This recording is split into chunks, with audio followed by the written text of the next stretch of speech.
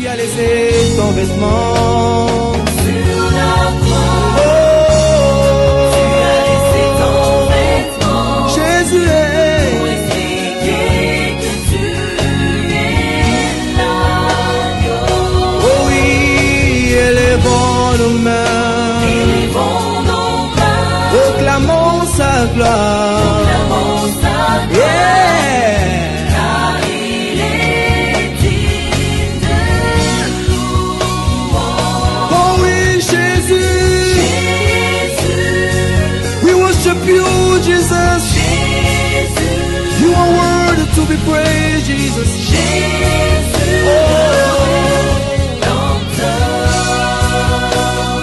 Sur la croix, tu as laissé ton vêtement, Jésus. sur la croix, Oh, tu as laissé ton vêtement. Jesus. Pour expliquer que tu es l'agneau. Oh oui, Jésus. Jésus, Tombolio, Jésus. Jésus. Oh, Jésus. Shalom bien-aimés frères et sœurs, que le Seigneur vous bénisse. Vous tous qui nous suivez partout dans le monde entier, nous savons que vous êtes très nombreux en Afrique, en Amérique, en Europe, Belgique, France. Vraiment, nous savons que vous êtes très nombreux à nous suivre. Que le Seigneur vous bénisse. Alors, notre thème d'aujourd'hui, c'est le bonheur de trouver une femme. Oui, selon qu'il est écrit dans Proverbes chapitre 18, le verset 22, que c'est lui qui trouve une femme, trouve le bonheur. Alors, avant d'aller plus loin dans notre thème, bien-aimé, nous allons laisser ces moments entre les mains du Seigneur, que le Seigneur puisse nous guider en toutes choses. Prions. Tendre Père, nous te sommes infiniment reconnaissants, Seigneur. Merci, Seigneur, pour chaque moment, Seigneur, que tu nous donnes afin qu'on puisse, Seigneur, parler de ta part. Merci Seigneur Dieu de gloire, toi qui nous fais grâce Seigneur Dieu de gloire, parce que nous reconnaissons que la vie, l'être et le mouvement Seigneur, nous l'avons reçu de toi. Merci parce que tu nous as appelés des pierres vivantes et tu nous as dit de nous édifier les uns les autres afin de former une maison spirituelle. Bénis ces moments Seigneur, que ce soit un moment puissant, un moment où tu vas transmettre la puissance, un moment où tu vas transmettre la connaissance, l'édification, Seigneur, pour la sainte gloire de ton nom. Selon qu'il est écrit, ce n'est pas par une volonté d'homme que les hommes ont parlé de ta part, mais c'est poussé par le Saint-Esprit que les hommes ont parlé de ta part. Sois glorifié, Seigneur, du début jusqu'à la fin. En ton nom, Jésus-Christ, j'ai ainsi prié. Amen. Amen, bien-aimé. Alors, comme je l'ai dit, que notre thème d'aujourd'hui, c'est le bonheur de trouver une femme bien-aimée. Mais avant d'aborder notre thème bien-aimé, j'aimerais juste vous dire que nous prêchons l'évangile de Dieu. Et l'évangile de Dieu, selon Romains chapitre 1, le verset 4, l'évangile de Dieu parle de Jésus-Christ. L'évangile de Dieu concerne Jésus. Et lorsque vous descendez plus loin maintenant, au verset 17 de Romains chapitre 1, vous allez voir qu'on vous dit que l'évangile de Dieu révèle la justice de Dieu, bien-aimé. Donc, c'est ça. Et aussi, j'aimerais vous rappeler, bien-aimé, que nous sommes appelés à grandir. Nous sommes appelés à croître, bien-aimés. Vous voyez, dans 2 Pierre chapitre 3, le verset 18, il nous a été dit, croissez dans la connaissance de Christ. Nous sommes appelés, bien-aimés, à croître aussi dans la connaissance de Jésus-Christ. Ce n'est pas normal, bien-aimé. Ça fait plus de 5 ans que tu te dis chrétien, mais jusqu'aujourd'hui, tu ne comprends toujours pas les choses de Dieu. Jusqu'aujourd'hui, tu ne connais pas la nourriture solide, bien-aimé. Cela n'est pas normal. Nous avons vu nos bien-aimés, les apôtres de Jésus-Christ. Les apôtres de Jésus ont marché avec le Seigneur 3 ans. Seulement 3 ans. Et ils ont pu acquérir la connaissance, bien-aimé. Au bout de 3 ans, mais toi, ça fait au moins 5 ans, que tu es chrétien, bien-aimé. Mais jusqu'aujourd'hui, dans ton niveau, on ne voit pas de changement par rapport à ton niveau de la connaissance de la parole. Donc, ça fait 10 ans, on te connaît, que tu te dis que tu es chrétien, mais jusqu'aujourd'hui, tu es toujours au même niveau de la connaissance de la parole. Ce n'est pas normal, bien-aimé, ce n'est pas normal. Il faut comprendre une chose, que lorsque tu ne grandis pas spirituellement, il y a 2 choses, bien-aimé. Soit la première est que tu es négligent ou tu es négligente. C'est-à-dire que ton pasteur prêche la parole de Dieu, il prêche vraiment les choses du Seigneur, mais toi, tu ne prends pas la peine, en tout cas, de garder ces bons dépôts de l'enseignement. Le pasteur prêche, mais toi, tu ne te donnes pas la peine de retenir, d'écouter ce qu'on est en train de prêcher afin que tu puisses grandir. Là, bien-aimé, c'est de ta faute. C'est-à-dire, tu manques un peu de sérieux, tu es négligent, bien-aimé, tu es négligente, ma sœur. Alors, il y a aussi le deuxième cas. Si tu ne grandis pas spirituellement, c'est parce que tu n'es pas dans une bonne église. C'est-à-dire que tu es dans une église où le pasteur prêche du développement personnel. Le pasteur prêche, il prêche d'autres choses que l'évangile, bien-aimé. Vous voyez? Le développement personnel, ce n'est pas une mauvaise chose, mais ce n'est pas l'église. L'église, la Bible appelle ça la colonne et l'appui de la vérité, frère. Vous voyez? Donc, dans l'église du Seigneur, c'est la colonne et l'appui de la vérité. Dans l'église du Seigneur, on ne passe pas du temps à parler du développement personnel. Non. Dans l'église du Seigneur, c'est l'évangile de Dieu qui est prêché, bien-aimé. Donc, c'est ça, bien-aimé. Si tu ne grandis pas, c'est aussi parce que tu es dans une mauvaise église. Le pasteur est concentré à prêcher d'autres choses. Il prêche d'autres choses. Mais l'évangile, il ne prêche pas. Il prêche les profondeurs de Satan. Il prêche d'autres choses. Mais il ne prêche pas l'évangile, bien-aimé. Parce qu'à titre de rappel, les profondeurs de Satan n'est pas l'évangile. Les profondeurs de Satan, bien-aimé, ne donnent pas le salut. Non, non. Tu n'auras jamais le salut en écoutant les profondeurs de Satan. On est là, on te prêche la sirène des eaux, les mondes pandémonium, les démons de ceci, les démons de cela. Vous voyez, bien-aimé. Donc, le salut ne se trouve pas dans les profondeurs de Satan. Donc, tu ne vas pas grandir en écoutant les profondeurs de Satan, bien-aimé. Donc, si tu es dans une église, on vous prêche toujours les profondeurs de Satan. Sache que tu ne connaîtras pas le Seigneur.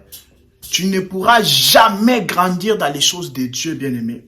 Or, si tu ne connais pas le Seigneur, tu ne seras pas aussi enlevé. Qu'est-ce que tu vas aller faire au ciel, bien-aimé? Le Seigneur Jésus va enlever les gens qui le connaissent. Toi, tu ne connais pas le Seigneur. Voilà. Qu'est-ce que tu vas aller faire là-bas? Tu ne connais pas le Seigneur. Tu connais Satan. Tu connais Satan. L'évangile de Dieu concerne Jésus-Christ et non Satan, bien-aimé. Et d'ailleurs, dans Apocalypse chapitre 11, le verset 15, il est dit que au jour du 7e trompette, le royaume de ce monde sera remis à Christ et il régnera au siècle des siècles. Au 7e trompette, bien-aimé, qui est le début du millénium, le royaume de ce monde sera remis à Christ et il régnera au siècle des siècles. Donc, il faut comprendre que c'est Jésus-Christ qui régnera au siècle des siècles. Satan ne régnera pas au siècle des siècles, bien-aimé. Non. Satan brillera au siècle des siècles ou en enfer. Voilà. Donc, toi, tu passes du temps à écouter celui qui sera brûlé au siècle des siècles en enfer. Non, bien-aimé. Donc, l'évangile de Dieu, c'est ça qui te permettra en tout cas de croître spirituellement. Parce que la recommandation nous dit dans 2 Pierre chapitre 3, le verset 8, que croissez dans la connaissance du Christ. Voilà, bien-aimés, c'était en tout cas un petit rappel. Alors, notre thème d'aujourd'hui, comme nous l'avons dit, que c'est le bonheur de trouver une femme, bien-aimée. Je lis la parole du Seigneur. Je suis dans Proverbes chapitre 18, le verset 22. Il est dit ceci, « Celui qui trouve une femme trouve le bonheur. » Proverbe 18, 22 nous dit, « Celui qui trouve une femme trouve le bonheur. » La question est celle-ci. Est-ce que cette écriture ici concerne le mariage terrestre? Est-ce que l'écriture de Proverbe 18, 22 concerne les mariages entre les humains? Est-ce que vraiment ça concerne les mariages? Parce qu'on dit que celui qui trouve une femme trouve le bonheur. Est-ce que vraiment ça concerne le mariage terrestre? Et même si ça concerne alors le mariage terrestre, cela veut dire que c'est seulement l'homme qui est le bénéficiaire du mariage. Le mariage est seulement rentable ou bénéfique pour l'homme. Parce qu'on dit celui qui trouve une femme trouve le bonheur. Donc la femme ne bénéficie pas du mariage. Ah bah, si on doit le comprendre selon l'entendement humain, bien aimé. Selon l'entendement humain, alors si cette écriture aussi concerne le mariage terrestre, alors cela veut dire que la femme ne bénéficie pas du mariage. C'est seulement l'homme qui va profiter de la femme. Non, bien aimé. Et aussi, si on doit le comprendre selon l'entendement humain, cela veut dire que l'homme, avant de se marier, il est d'abord malheureux et il deviendra seulement heureux après avoir trouver une femme. On a dit une femme. On n'a pas dit celui qui trouve une bonne femme. Non. On dit celui qui trouve une femme. Une femme, c'est une femme. Une païenne aussi, c'est une femme. Parce que dans la Bible, des fois, nous parle des hommes animaux, les hommes charnels et les hommes spirituels. Mais maintenant, une païenne aussi, c'est aussi une femme. Mais maintenant, ici, on n'a pas dit celui qui trouve une bonne femme. Non.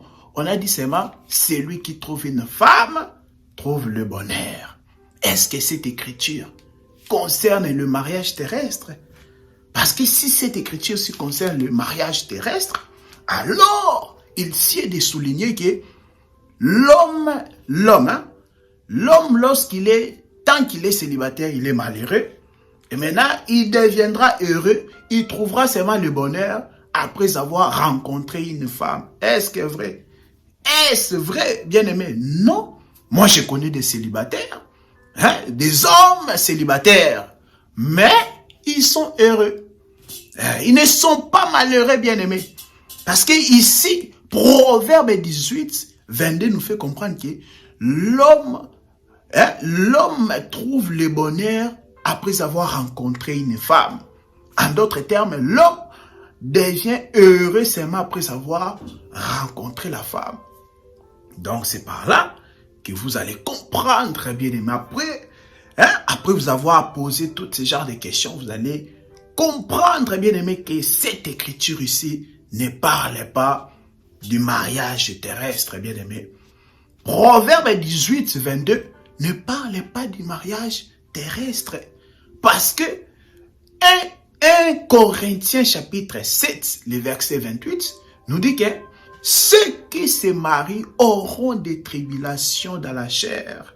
Vous voyez, bien aimé, le bonheur véritable n'est pas le mariage. Non, bien aimé. Non, le vrai bonheur ne consiste pas à se marier. Non, c'est pas ça le vrai bonheur, frère. Nous allons le voir durant cet enseignement. C'est quoi le vrai bonheur, vraiment, selon Dieu? Est-ce que le vrai bonheur, c'est de rencontrer une femme, bien aimée? Non, parce que même l'Écriture nous dit que vous, ceux qui se marient, qui sachent qu'ils auront des tribulations dans la chair.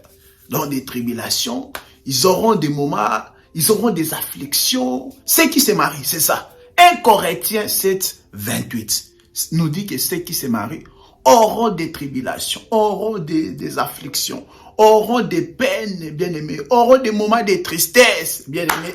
C'est ça la Bible. ceux qui se marient, donc n'importe qui. N'importe qui. Tous ceux qui se marient auront des tribulations, bien-aimés. Alors, est-ce ça le bonheur? Est-ce le mariage? Est-ce le bonheur? Le mariage n'est pas le bonheur, bien-aimé. Et même si alors, c'est marié, c'est un bonheur. Alors, s'il arrive que ta femme meurt ou ton mari meurt, donc ton bonheur, on te l'a enlevé, bien-aimé. Non, ce n'est pas ça le bonheur, bien-aimé. Le bonheur véritable n'est pas le mariage terrestre. Mais attention, je ne vous dis pas de ne pas vous marier. Je ne vous interdis pas de ne pas vous marier. Ici, je ne vous dis pas qu'il ne faut pas vous marier. Non, bien-aimé. Parce que l'Écriture déjà a signalé dans 1 Timothée chapitre 4, le verset 3, que ceux qui interdisent aux gens de se marier, ce sont les doctrines des démons. Voilà. 1 Timothée chapitre 4. La parole du Seigneur nous dit que, mais l'Esprit dit expressément que dans le dernier temps, quelques-uns abandonneront la foi pour s'attacher à des esprits séducteurs et aux doctrines des démons. Et maintenant, ces esprits séducteurs-là vont prêcher quoi? Vont prêcher qu'il ne faut pas vous marier. 1 Timothée 4, le verset 3. On dit que les doctrines des démons enseignent, ils interdisent aux gens de ne pas se marier. Vous voyez, bien aimé? Donc, lorsqu'on vous interdit de vous marier, sache que c'est une doctrine des démons. On ne peut pas interdire les gens de se marier, quand bien même le bonheur, et quand bien même le mariage n'est pas un bonheur véritable, bien aimé.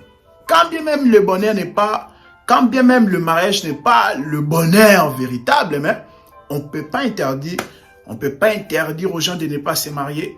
Et ici aussi, on ne vous interdit pas de vous marier, bien aimé. On ne vous interdit pas. Et aussi, on ne vous décourage pas de vous marier.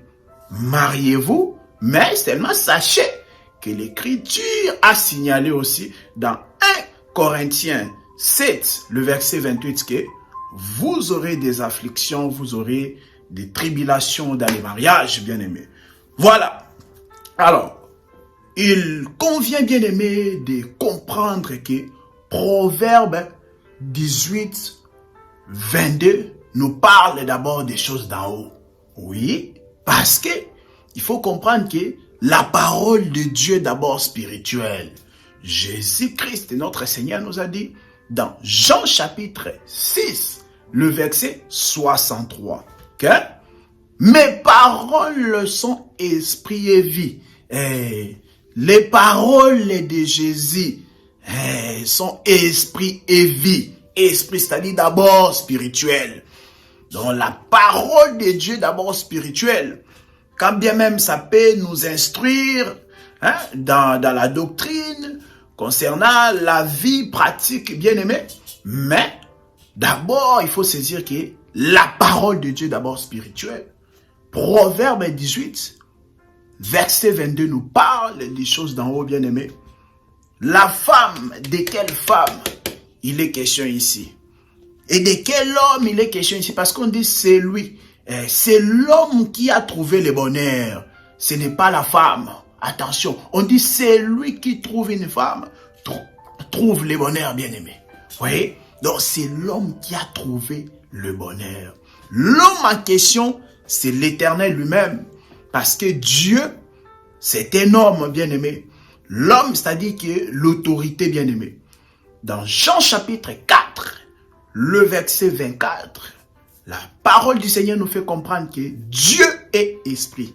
Vous voyez? Donc Dieu est esprit. Or, l'esprit nous parle de l'autorité comparée à la chair. Parce que lorsque vous lisez Matthieu chapitre 26, le verset 41, il est dit que l'esprit est bien disposé, tandis que la chair est faible. Voilà. Donc l'esprit est bien disposé, c'est-à-dire l'esprit est fort, mais la chair est faible. Donc Dieu qui est éternel, c'est lui l'esprit. Mais il s'est passé que pendant un temps, Dieu il était malheureux parce que l'homme ici trouve seulement le bonheur après avoir rencontré la femme. Cela veut dire que cet homme ici, il était malheureux. C'est ça notre Dieu. Oui, bien-aimé, autrefois, aux temps anciens, au temps de la loi, Dieu était malheureux, frère. Que cela ne vous choque pas. Oui, Dieu était malheureux au temps de la loi. Pourquoi, bien-aimé? Parce que dans la loi faisait que tuer les hommes, frère. La loi ne pardonnait pas. La loi, c'était œil pour œil, dent pour dent. C'est ça l'écriture de Exode, chapitre 21, le verset 24. Œil pour œil, dent pour dent. Donc, il n'y avait pas la miséricorde dans la loi, bien-aimé. La loi a amené que la mort. La loi n'a pas amené la vie.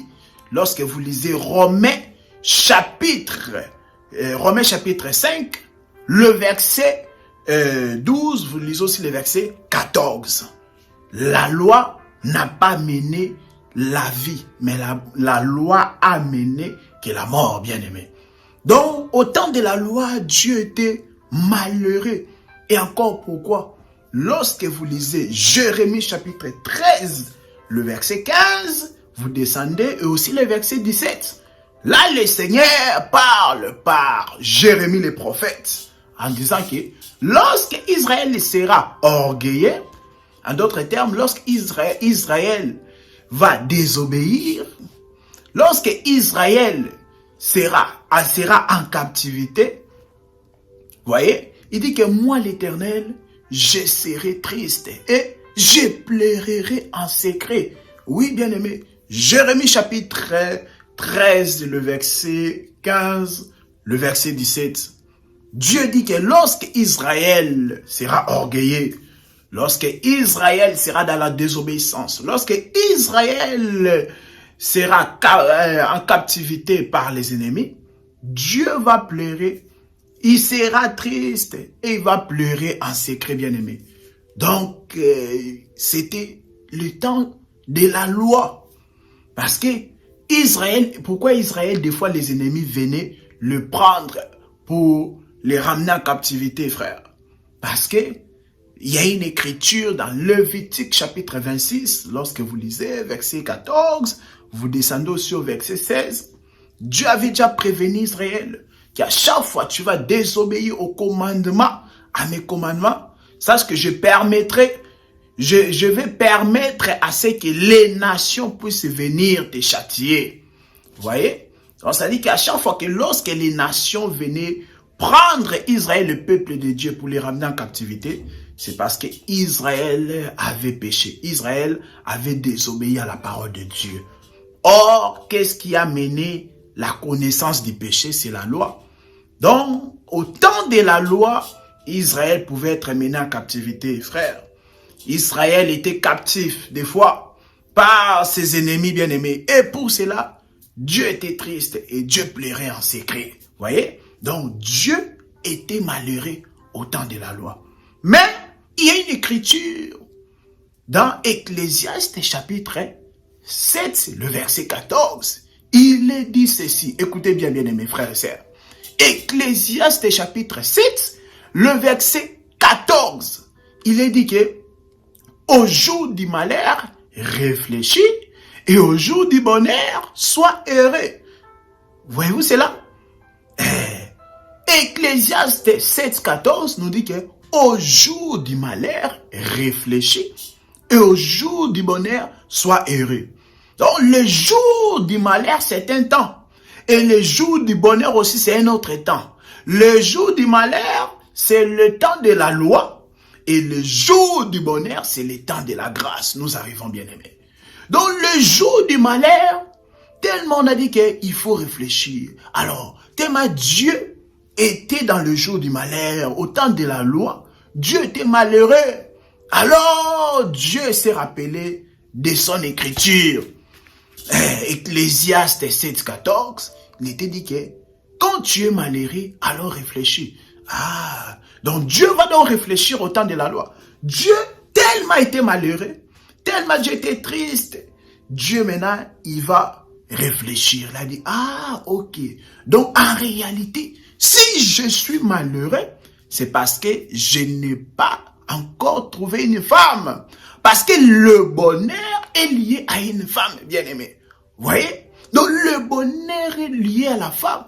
Donc le Seigneur, après avoir réfléchi dans les jours du malheur, qui est le temps de la loi, il a compris, hein, pour pouvoir se débarrasser de ces malheurs ici, il faut trouver une femme, frère bien-aimé. Donc voilà pourquoi Dieu maintenant, Dieu qui est esprit, Dieu qui est l'homme, va maintenant trouver la femme. La femme que Dieu a trouvée ici, c'était donc son propre corps. C'est ça qu'on appelle Jésus-Christ, c'est-à-dire Dieu dans la chair. Dieu étant esprit, mes bien-aimés, donc il ne pouvait pas avoir le bonheur, il ne pouvait pas être heureux. Mais seulement, il devait trouver le corps, il devait trouver la chair pour qu'il soit heureux. Donc, il va maintenant trouver la femme. La femme, je vous ai dit ici, c'est son corps, son propre corps. Voilà. Donc, le corps que Dieu avait porté, c'est ça, la femme. Oui, Jésus-Christ était identifié à une femme, mes bien-aimés. Lorsque vous lisez 2 Corinthiens, chapitre 13, le verset 4, on nous dit que Christ est mort à cause de sa faiblesse. Vous voyez? Or, dans la Bible, la faiblesse est liée à la femme. La force est liée à l'homme. La faiblesse est liée à la femme. Maintenant, on nous dit que Christ est mort à cause de sa faiblesse. Donc, en d'autres termes, Christ était devenu comme une femme. Voilà pourquoi on pouvait les tuer, bien-aimés. Donc, la faiblesse nous parle de la femme dans les Écritures.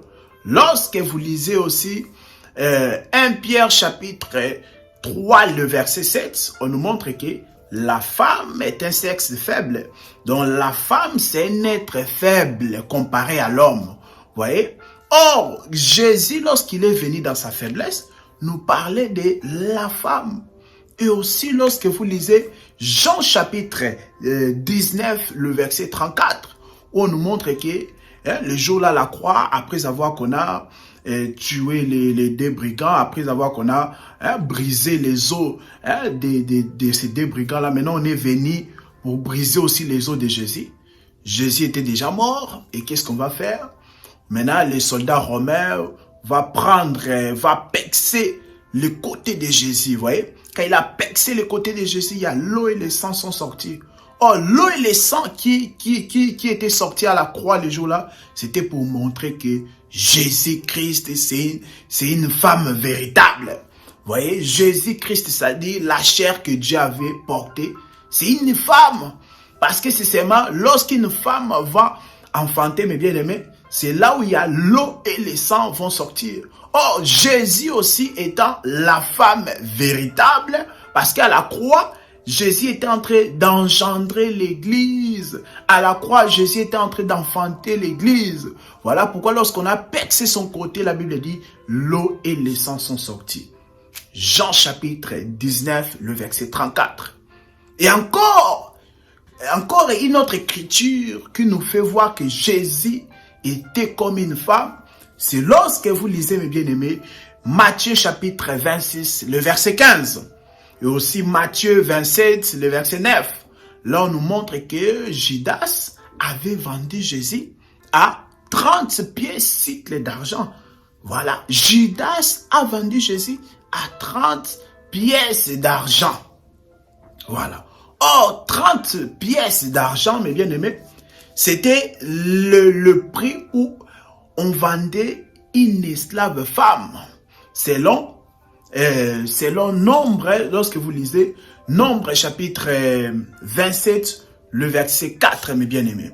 Donc là, vous allez voir que 30 pièces d'argent, c'était une estimation qu'on estimait une femme esclave. Nombre 27, verset 4.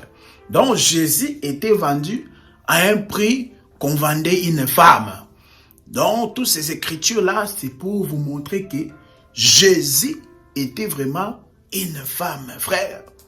Donc voilà. Donc Dieu qui est esprit, il a trouvé maintenant, lorsqu'il a trouvé la femme qui est la chair, donc c'est ça le bonheur. Il a rencontré le bonheur, bien-aimé. Mais pourquoi? Pourquoi il devait trouver une femme? Je vous ai dit, la réponse ici, c'est pour trouver le bonheur. Parce qu'il était malheureux. Maintenant, vous allez voir aussi ce bonheur-là. Nous prenons l'écriture de Dieu dans Ecclésiaste. Alors, Ecclésiaste chapitre 4. Ecclésiaste chapitre 4, le verset 9. J'ai lu la parole du Seigneur. Alors, Ecclésiaste chapitre 9, Ecclésiaste chapitre 4, le verset 9. Je lis la parole du Seigneur. Deux valent mieux que un, parce qu'ils retirent un bon salaire de leur travail. Voyez? Donc, il était important, Dieu étant esprit, qu'il puisse trouver la femme qui est sa chair. Pourquoi? Parce que l'écriture de Ecclésiaste 4, 9 nous dit que deux valent mieux que un. Oui, mes bien-aimés, deux valent mieux que un. Lorsque Dieu qui est esprit, il était seulement seul, donc ça n'allait pas, mes bien-aimés. Mais maintenant, seulement lorsqu'ils sont, il a trouvé maintenant la chair, ça fait l'esprit plus la chair, c'est ça aussi, deux valent mieux que un. Je vais l'expliquer. Je continue.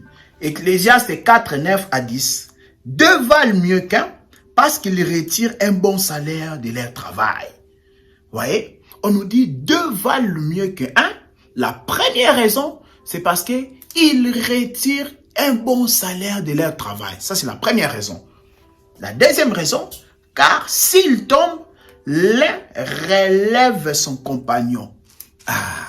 Ecclésiaste 4, 9 à 10, on nous dit que deux valent mieux que un.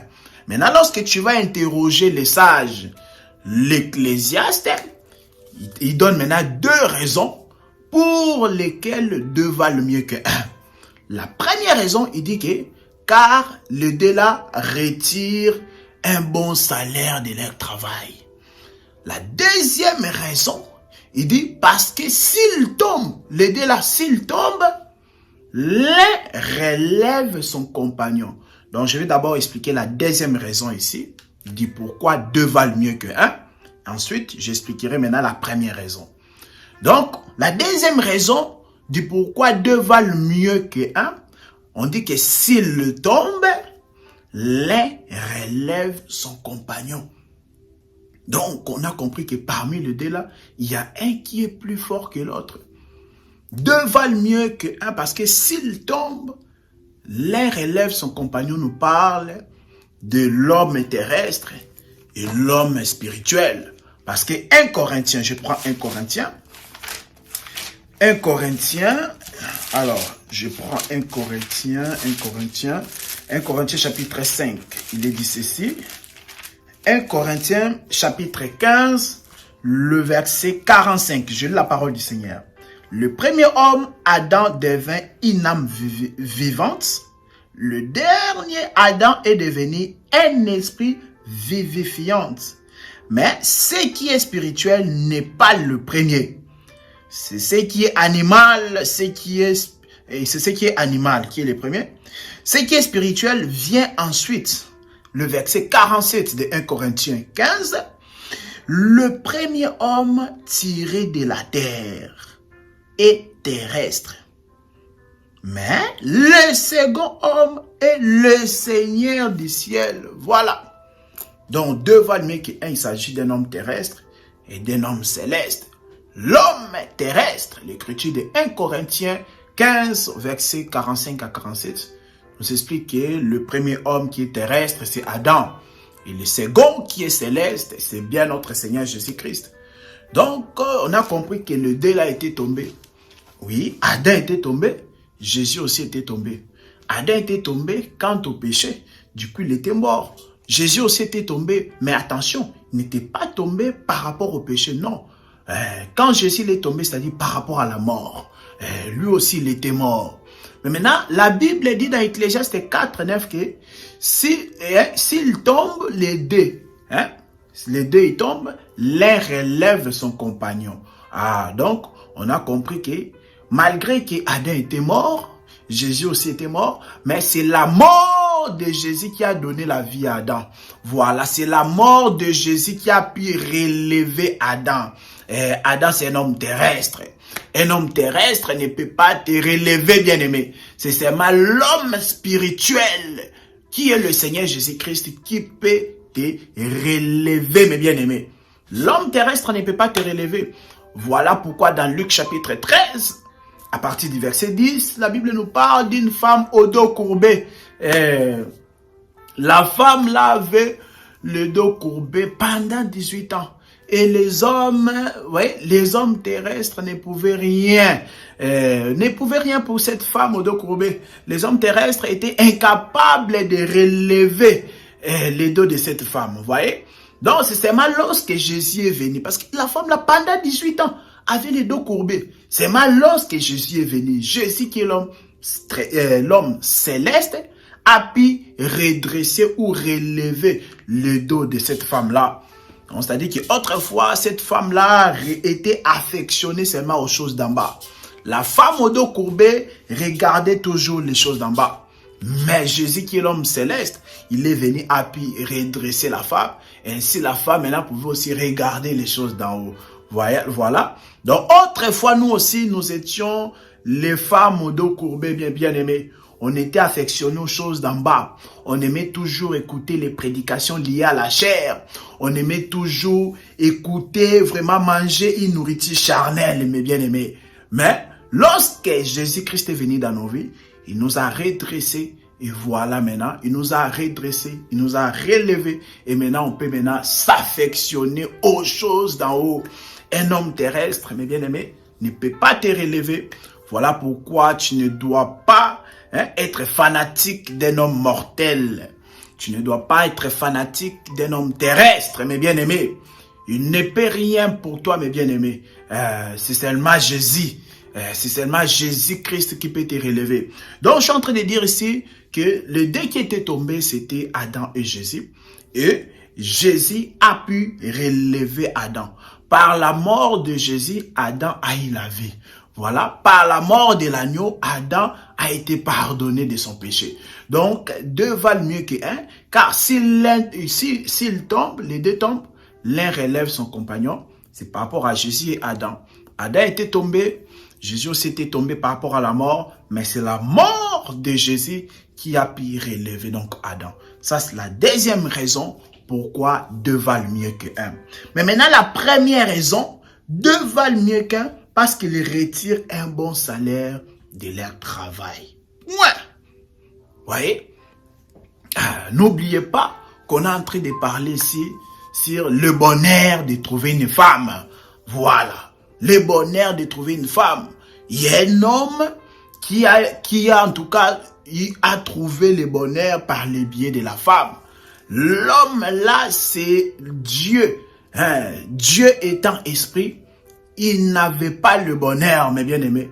Mais seulement il a trouvé le bonheur lorsqu'il a rencontré une femme. Et la femme là, c'est donc la chair que Dieu avait portée. Voilà, il a trouvé le bonheur. Pourquoi? Par rapport aussi à cette écriture, nous le voyons. On nous dit que deux valent mieux qu'un.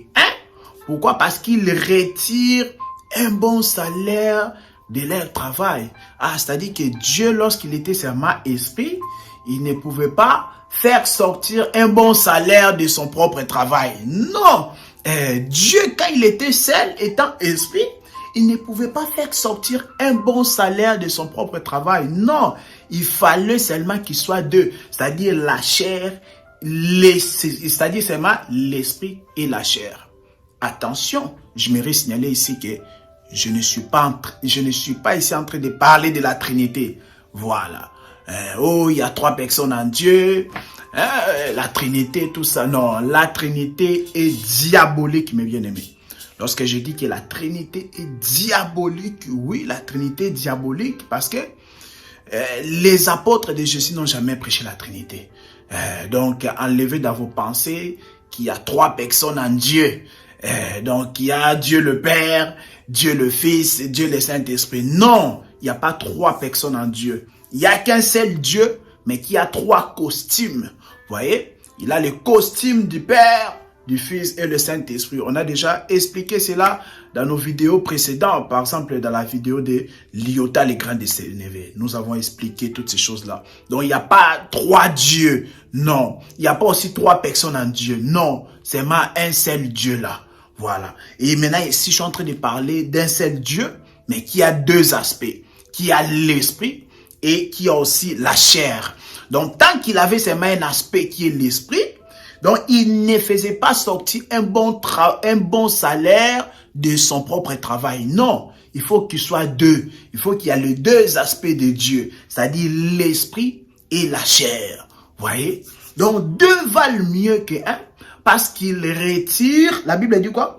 Parce qu'il retire un bon salaire de leur travail. Voilà, le travail que l'esprit et la chair ont fait, c'est que l'esprit, ils ont fait un travail, parce que la Bible dit ici, ils vont retirer un bon salaire de leur travail, c'est-à-dire ils vont faire sortir un bon salaire de leur travail. Donc c'est quoi ce bon salaire-là? Et aussi, c'est quoi le travail qu'ils ont fourni, mes bien-aimés? Le travail qu'ils ont fourni, c'est que l'esprit a exposé la chair pour que la chair puisse faire sortir le sang afin que les gens soient sauvés, mes bien-aimés. Je répète, le travail que l'esprit et la chair ont fait, c'est que l'esprit a exposé la chair. C'est-à-dire que l'esprit a frappé la chair afin que le sang puisse sortir. Parce qu'il est écrit dans Hébreux chapitre 9, le verset 22, que sans effusion du sang, il n'y a pas pardon du péché, mes bien-aimés. Non, il n'y a pas pardon du péché. Et tant que le sang n'a pas encore coulé, il n'y avait pas pardon du péché, mes bien-aimés. Donc, le bonheur vient seulement lorsque l'esprit expose. Quand je dis expose, c'est-à-dire que lorsque l'esprit fait en sorte que la chair puisse saigner, afin que maintenant, que nous puissions acquérir ce qui est le salut, mes bien-aimés.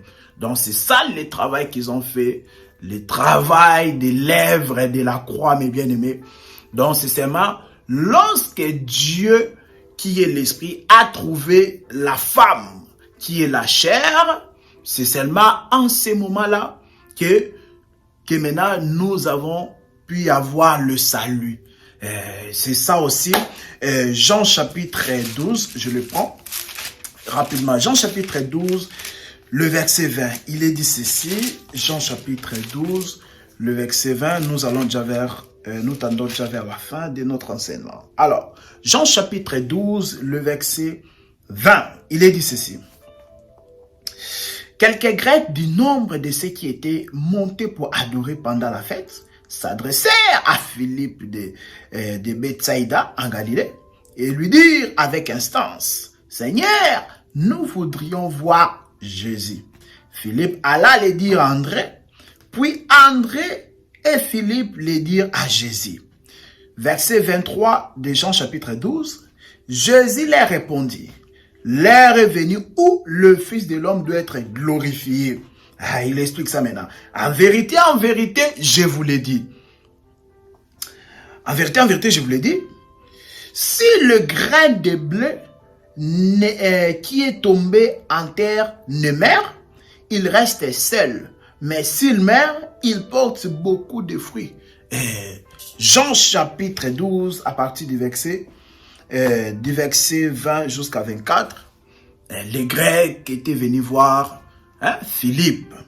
Voilà, pour dire que nous voudrions voir Jésus. Philippe, où est Jésus? Nous voudrions voir Jésus. Maintenant, Jésus va expliquer. Donc, parce que les Grecs ici, c'était l'image des nations. Vous voyez? C'était l'image des nations. Des gens des nations qui devaient seulement être sauvés après l'œuvre de la croix. Après que les grains de blé est tombé dans la terre. Voilà mes bien-aimés. Donc les Grecs là sont venus, ils ont dit à Philippe que nous voudrions voir Jésus. Jésus comme réponse, il dit que l'heure est venue où le Fils de l'homme doit être glorifié. Et Jésus dit en vérité, si le grain de blé qui est tombé sur la terre ne meurt pas, ben, il ne peut pas avoir beaucoup de fruits. Voilà. Donc, deux valent mieux que un. Pourquoi? Parce que ils retirent un bon salaire de leur travail. Le bon travail que les deux là, ils ont fait, nous le verrons aussi dans Jean chapitre 12, le verset 20 à 24. C'est que l'Esprit a jeté le grain. Voyez, a jeté le grain sur la terre pendant 33 ans. Mais attention, les grains là maintenant devaient mourir. Voilà. Et après avoir mouru, après avoir que le grain là est mort, c'est ensuite il y a beaucoup de fruits. Ah, c'est ça le salaire de ces deux-là.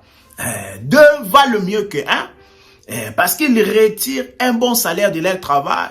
Leur travail, c'est que ils ont fait en sorte que le grain qui était tombé sur la terre pendant 33 ans puisse mourir.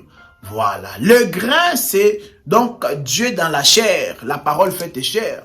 Cette parole est venue en réalité, c'était pour mourir, afin qu'il puisse avoir la manifestation de beaucoup de fruits. Beaucoup de fruits que le grain de blé a engendré en réalité, ce sont les saints. C'est la multiplication des saints, mes bien-aimés. Voilà. Donc, c'est un bonheur pour Dieu, mes bien-aimés, que toi, aujourd'hui, que tu sois appelé saint. C'est un bonheur pour Dieu que toi, tu sois appelé juste. C'est-à-dire que tu es justifié de Dieu, mon bien-aimé. Autrefois, Dieu était malheureux parce que il te voyait pécheur. Mais aujourd'hui, tu n'es plus un pécheur ni Jean du dehors. Mais Dieu t'a appelé Jean de la maison de Dieu. Voilà. S'il avait trouvé la femme, c'était pour qu'il puisse se débarrasser du malheur. Le malheur là, c'était la loi, c'est que il y avait la mort qui régnait au temps de la loi. Mais Dieu a rencontré la femme là, qui est sa chair, afin de trouver le bonheur. Le bonheur, c'est quoi? C'est de voir ses enfants se multiplier, mon bien-aimé. Voilà. Donc, toi, tu es le salaire de Dieu. Deux valent mieux que un parce qu'ils retirent un bon salaire de leur travail. Ils ont fait le travail à la croix, mes bien-aimés. Et maintenant, le salaire de l'œuvre de la croix, c'est que toi et moi aujourd'hui, nous sommes appelés saints. Toi et moi aujourd'hui, nous sommes justifiés. Toi et moi aujourd'hui, nous sommes justes, mes bien-aimés. Voilà. Donc, nous sommes saints, nous sommes justes. Non d'abord parce qu'on a commis une bonne œuvre quelconque. Non. Mais plutôt parce qu'on a crié au sein des saints. Et lui nous a justifiés. Et aujourd'hui, nous sommes appelés saints. Donc, lorsqu'on dit nous sommes les saints, ce ne sont pas des slogans, mes bien-aimés. Lorsqu'on dit assemblée des saints, ce n'est pas un slogan. Non. Mais plutôt parce qu'on a été justifié par le Saint des Saints. Jésus-Christ nous a justifiés, mes bien-aimés. Et c'est là, c'est un bonheur. Donc aujourd'hui, avoir le salut, mes bien-aimés, c'est un bonheur. C'est un bonheur d'avoir le salut. Voilà pourquoi, dans Romains chapitre 4, le verset 6 à 9, Paul explique. Il dit, n'est-ce pas, David l'avait aussi dit, que en réalité, le bonheur, il dit que c'est lorsque Dieu ne t'attribue pas tes propres péchés. Vous voyez? Il a dit que ce bonheur-là était seulement pour les circoncis ou aussi pour les incirconcis. Donc le salut n'est pas seulement pour les juifs. Le salut, oui, les juifs seront sauvés, mais le salut n'est pas seulement pour les juifs, mais pour aussi les incirconcis. Les incirconcis, c'est-à-dire que les gens des nations, tout ça. Le bonheur n'est pas seulement pour les circoncis, mais aussi pour les incirconcis, c'est-à-dire pour les gens des nations. Et Paul a appelé ça le bonheur. Le bonheur, c'est quoi? C'est lorsque Dieu t'accorde le pardon du péché. Lorsque Dieu ne t'attribue pas tes propres péchés. Il ne met pas sur ton compte tes péchés que tu as commis. Tes nombreux péchés, bien-aimés, le Seigneur a pardonné cela. Le Seigneur a effacé cela, mes bien-aimés. Et aujourd'hui, il te considère étant juste, mon bien-aimé. Et ça, c'est un bonheur. Le bonheur véritable s'est manifesté par la femme qui est Jésus-Christ. Donc, celui qui trouve une femme trouve le bonheur. Dieu a trouvé le bonheur lorsqu'il a trouvé la chair qui est Jésus. Et ainsi, cette chair-là lui a engendré les enfants. Voilà. Parce que c'est la femme qui met au monde, vous voyez. Voilà. Donc, c'est lorsque Dieu maintenant a rencontré sa femme et que sa femme lui a donné des enfants, c'est-à-dire les saints, Dieu est maintenant heureux. Dieu a maintenant le bonheur parce qu'il nous voit, mes bien-aimés. Aujourd'hui, nous aussi étant les enfants de Dieu, nous avons aussi ce bonheur-là. Si notre Père qui est Dieu, il est heureux, nous aussi nous sommes heureux, bien-aimés. Donc voilà pourquoi que les difficultés de la vie, les tempêtes de la vie, les hauts et les bas ne puissent pas ne puissent pas, en tout cas, bien-aimé, te faire perdre, en tout cas, la foi en Dieu. Voilà pourquoi l'écriture de Philippiens, chapitre 4, le verset 4, nous dit que réjouissez-vous dans le Seigneur. Il dit quoi? Je le répète, réjouissez-vous dans le Seigneur, bien-aimé. Tu dois te réjouir en Christ.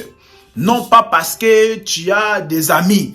Non pas parce que tu as un bon mari ou une bonne femme. Non, mais bien aimé. Mais d'abord, la source de ta joie doit être le salut. De ce que le Seigneur a pardonné tes nombreux péchés. Et ainsi, tu ne dois plus vivre dans la culpabilité, mon bien-aimé. Tu ne dois plus vivre dans la culpabilité. Jusqu'aujourd'hui, tu confesses toujours les péchés il y a 10 ans, il y a 5 ans, il y a 2 ans, les péchés qui t'avaient déjà demandé pardon. Mais jusqu'aujourd'hui, la culpabilité te ronge, bien-aimé. Tu es toujours là à demander, Seigneur, pardonne-moi pour le péché que j'avais commis en 2020, pour le péché que j'avais commis en 2010, en 2000 ans. Non, bien-aimé, ça, c'est un signe de l'incrédulité. Lorsque tu demandes toujours le pardon pour les péchés que le Seigneur t'avait déjà pardonné, sache que c'est un signe de l'incrédulité. Et malheureusement, les incrédules ne verront pas le Seigneur. Il ne faut pas être incrédule. Lorsque le Seigneur t'accorde le pardon du péché, lorsque le Seigneur te pardonne, il faut recevoir cela avec joie. N'appelle pas impur ce que le Seigneur a déclaré pur. Je le répète, n'appelle pas impur ce que le Seigneur a déclaré pur. Le Seigneur t'a déclaré que tu es pur. Parce que par la parole, par sa parole, il t'a déclaré pur. Tu as reçu sa parole, tu as crié en sa parole, tu pratiques sa parole. Dieu t'a déclaré, Dieu te voit maintenant pur. Et toi aussi, tu dois te considérer comme pur. Tu ne dois pas te considérer comme un impur. Mon frère, ma sœur. Donc, que la culpabilité puisse quitter vos esprits. La culpabilité, c'est un signe aussi de l'incrédulité. Le Seigneur t'a déjà pardonné, mon bien-aimé. Donc, c'est ça aujourd'hui le bonheur. Le bonheur dans Romains chapitre 4, le verset 6 à 9. Le bonheur, c'est en fait recevoir le salut. Voilà. Donc, le bonheur véritable, c'est le salut qu'on a reçu par la femme qui est Jésus. Voilà. Lorsque l'Esprit a pu trouver la femme, parce que la femme, c'est Jésus. La femme n'est pas un autre prophète quelconque, non. Donc, les prophètes américains là, si c'est Branham, n'est pas la femme qui a amené le bonheur. Ni Mohamed. Mohamed aussi n'est pas la femme qui a amené le bonheur. Mais il n'y a qu'une seule femme qui nous a apporté le bonheur, qui est le salut. Et ce n'est pas un autre prophète. Ce n'est pas un autre prophète quelconque, mais c'est bien notre Seigneur Jésus-Christ, notre Seigneur Jésus-Christ, notre Seigneur, notre Rédempteur, mes bien-aimés. Donc, en tout cas, c'était cela que nous avions voulu partager avec vous. C'était cela que le Seigneur m'a mis à cœur de partager avec vous le bonheur de trouver une femme. Donc, c'est ça, la parole du Seigneur. Voilà pourquoi vous allez aussi remarquer dans Genèse chapitre 30, le verset 10 à 11, lorsque Gad est né, Genèse 30, 10 à 11, lorsque Gad est né, Rachel va dire quel bonheur. Parce que c'est Zilpa qui avait enfanté Gad. Zilpa était la servante de Léa. Voyez, Zilpa était la servante de Léa. Et maintenant, Léa a permis à Zilpa d'aller avec Jacob. Ainsi, après avoir que Zilpa est partie avec Jacob, Zilpa est devenue enceinte. Et lorsque Zilpa enfante un fils du nom de Gad, maintenant, Léa va dire quel bonheur. Or, lorsque vous remarquez aussi, Gad était le 7e fils de Jacob. Vous voyez? Donc, le 7e, le chiffre 7, c'est donc la perfection, mes bien-aimés. Parce que le chiffre 7, c'est la perfection. C'est au 7e jour que l'Éternel a achevé la création. Et la Bible dit, et Dieu se reposa. Voilà. Donc, toi aussi, tu dois entrer dans les repos du Seigneur. Les 6 premiers jours, donc, il n'y a pas de repos, il n'y a pas le bonheur. Donc, Léa a compris que pendant tout ce temps-là, il n'y avait pas le repos. Mais lorsque Gad est né, Gad qui est le 7e fils de Jacob, Léa va crier, quel bonheur. Donc, Gad, ça veut dire bonheur. Donc, le véritable Gad, c'est lui notre Seigneur Jésus-Christ. Avant, il n'y avait pas le bonheur, mais le bonheur est venu en Jésus-Christ. Voilà pourquoi Philippiens 4, verset 4 nous dit, réjouissez-vous dans le Seigneur.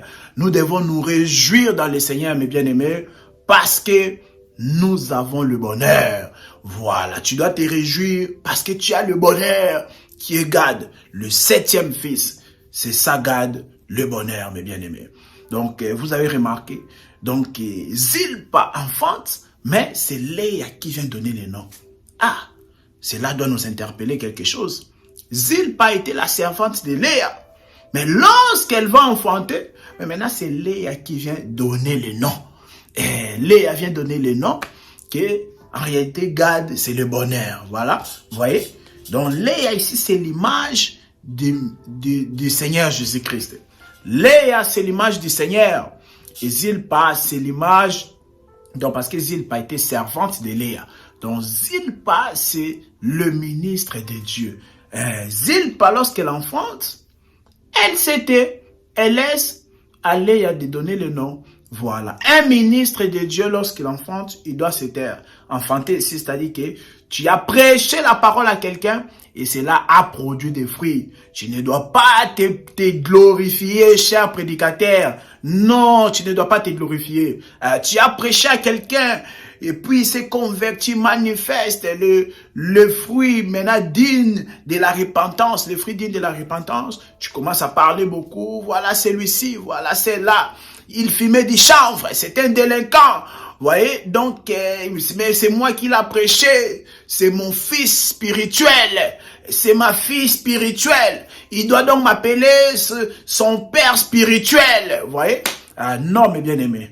En réalité, Zilpa, pourquoi il ne doit pas se glorifier? Zilpa, il n'a pas à se glorifier. Parce que si Zilpa a pu avoir l'enfant, c'est parce que Léa l'avait permis. Voilà. Sans la permission de Léa, Zilpa ne pouvait pas avoir l'enfant. Donc, c'est en réalité, lorsque tu prêches, cher ministre, lorsque tu prêches la parole à quelqu'un et que la personne là se convertit, il y a maintenant les fruits, tout ça, c'est parce que c'est Dieu. C'est d'abord Dieu qui a permis cela. Voilà pourquoi il y a une écriture que Jésus nous dit, nul ne peut venir à moi sans que le Père ne l'attire. Voyez? Donc, c'est ça, le ministre de Dieu, les prédicateurs de l'évangile ne doivent pas se glorifier lorsqu'il y a des fruits, le fruit agréable après avoir prêché à quelqu'un. En tout cas, ils ne doivent pas faire cela un sujet de l'orgueil ou quoi que ce soit. Non, mes bien-aimés. Mais plutôt, il doit laisser toute la gloire à Léa. Zilpa, après avoir enfanté un fils, Zilpa laisse toute la gloire à Léa. Zilpa, elle enfante, et puis elle s'était. Prêche, et puis tu t'étais. Voilà, prêche, et puis, voilà, le Seigneur fera le reste. Voilà, donc, Zilpa enfanté, et Léa dit quel bonheur. Le bonheur est venu donc avec notre Seigneur Jésus-Christ. Le bonheur, c'est Gad, le 7e fils de Jacob. Voilà, bien-aimés, vous étiez très nombreux à nous suivre et que le Seigneur vous bénisse abondamment. En tout cas, nos salutations partout où vous vous trouvez. Donc, c'était cela, la prédication sur le thème « Le bonheur de trouver une femme ». Que le Seigneur vous bénisse, c'était bien votre frère Roland Kalonji. Et je vous dis, mes bien-aimés, à la prochaine pour les prochaines vidéos. Que le Seigneur vous bénisse et à bientôt, mes bien-aimés.